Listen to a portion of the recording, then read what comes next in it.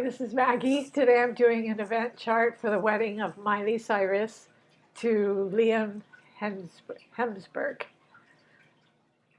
So Miley and Liam Hemsworth wedding. That's quite a nice last name she just got. Yeah, it sounds very sophisticated. So they were wed on January 13th, 2018. I put noon because I don't know what time the wedding was, but it was in her hometown. I just saw it on Twitter. Um, yeah, so it looks really, really solid. It looks really solid. The wedding day um, has Taurus ascendant and in the first house. So Taurus is fixed earth. You know, it's solid, like luxury, settling down. It's like common sense. So the earth, the earth, everything is in Capricorn in the midheaven, which is why they got married in the first place. Besides being in love, these two are totally in love. Um, Let me just, yeah. So Saturn, Mercury, Pluto, and the Sun are all in Capricorn on the midheaven. In this chart, they're in the ninth house of ideals, and Venus is 24 degrees on the midheaven in the 10th house. So, yeah, it's a beautiful day to get married with Venus up there. Venus conjunct the Sun. I mean, they're 1 degree apart. They're 1 degree apart. So, um, so technically, Venus is in Capricorn, conjunct the Sun. Pluto, Mercury is all the relatives that were there, and Saturn is, he's going through his Saturn return, which, I just did a chart on that. Um, yeah, so Mercury would be all the cousins, the relatives, the news, hearing about it on Twitter. Um, yeah, it's just a huge deal. And, the announcement of the engagement and the wedding. And Saturn is just the higher ideal of tying the knot. I'm sure relatives from both countries were there. He's from Australia, so um, because Saturn's in the ninth house of Sagittarius, although it's in Capricorn, I'm sure there were all kinds of people there from many different lands. Yeah. Also, the moon is in Sagittarius in the eighth house of Scorpio. So that is a blessed day for a wedding because Jupiter is transiting Sagittarius all year, and Miley is Sagittarius. She has several planets in Sagittarius. I just did her chart.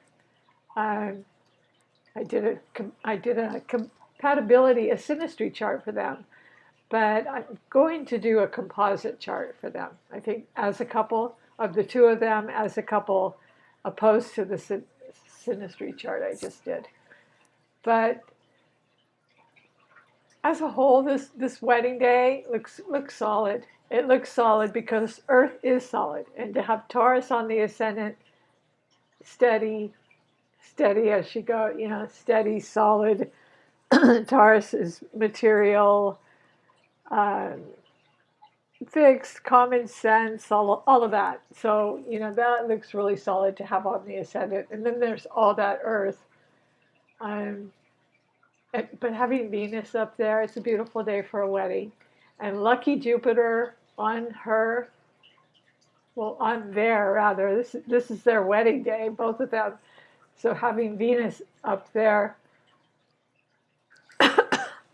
I'm sorry, I just did 3 charts on these guys, 3 separate ones. So this is the wedding day. So yeah, having Venus in Capricorn is wonderful. But transiting Jupiter is on the moon. I don't have the exact degree of transiting Jupiter, but it is in Sagittarius all year, which is a positive, beneficial. It's the most benefic planet you can have, both Jupiter and Venus. and they've got them both on their wedding day. It's a beautiful thing. So yeah, so there's love, love in the midheaven. You know, I'm sure the wedding was extremely beautiful. Friends and family all gathered because Mercury was there. Um,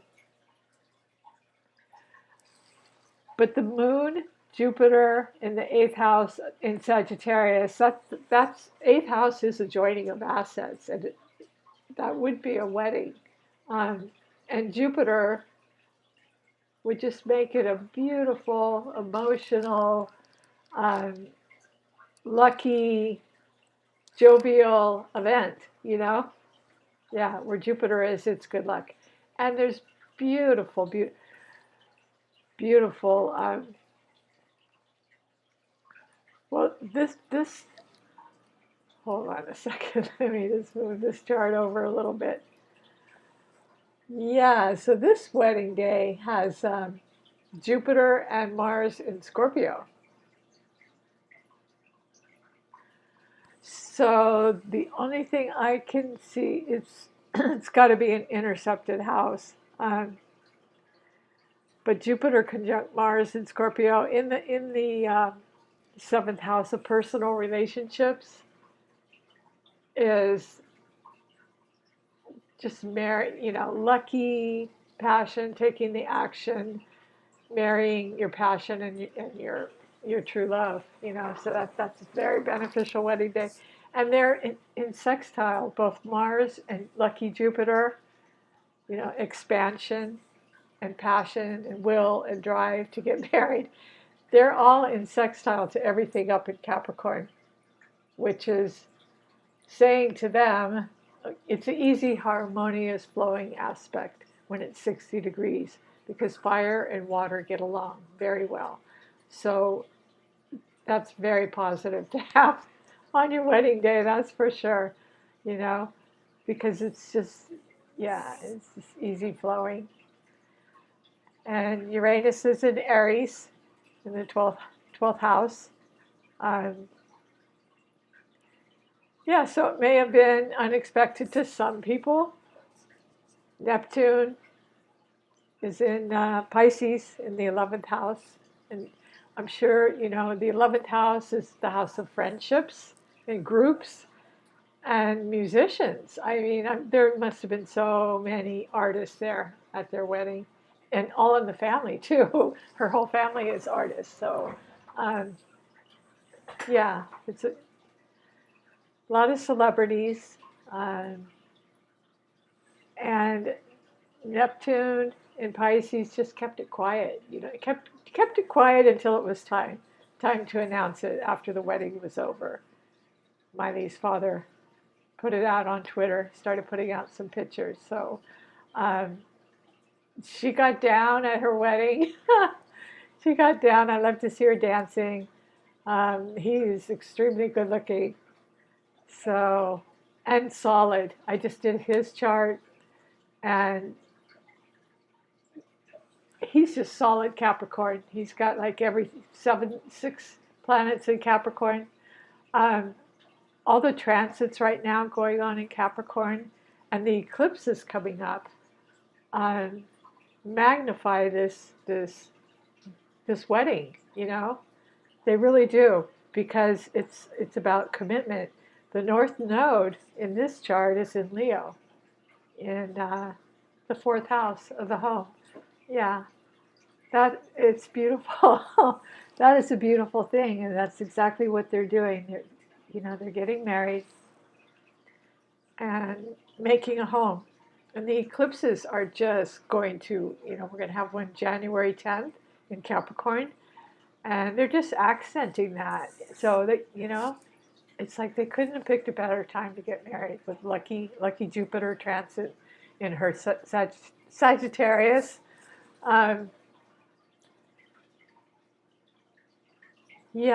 But it's fated to have a beautiful home life, open their hearts, and make a family together, and a beautiful home in the 4th house. Plus, they got married at home, at her parents' home. So yeah, that's the North Node in Leo in the fourth house. That's beautiful. That's beautiful, I think. Um, Sextiles are beautiful, and there's some beautiful trines too going on between Scorpio in the seventh house of their personal relationship, their wedding. Lucky Jupiter and passionate Mars are trining Neptune. So it's a marriage of musicians and artists, an actor and a singer, and she's an actor as well. Um, and Neptune is illusion, fantasy. She looked absolutely beautiful. She looked stunning. And yeah, so there were a lot of artists there, I'm sure. And it was a beautiful, harmonious event because of the beautiful trines and the sextiles. Sure, there's, some squares going on to Capricorn from Uranus, but so what? Those have been there for those have been there for years. Life goes on. Life goes on. And um, yeah, and so yeah, the inconjunct, there's an inconjunct between their seventh house personal relationships, the Jupiter and Mars, the good luck, passionate, happy couple. The inconjunct is Uranus and Aries in the 12th house of him. So they were trying to keep this hidden, I believe, and decided to do the thing and then told people about it later. So it may have been a very sudden event. That's possible. Um, that was hidden for a while. Um, yeah. So anyway, the chart looks beautiful. It especially the North Node in Leo. I got very sentimental about that. Very sentimental about that because its opposition is Capricorn, in the midheaven. And the midheaven is the public eye. It's the public eye. Both their careers are already in the midheaven anyway, and so it's just it's truly a beautiful chart, especially because I know I don't have the transits right here, but Jupiter is transiting Sagittarius, and it's right on their moon, on their wedding day. So what a beautiful, emotional, lucky day for a wedding. So I wish them all the best, and I hope you'd like this. If you do, please like, share, and subscribe. Thank you.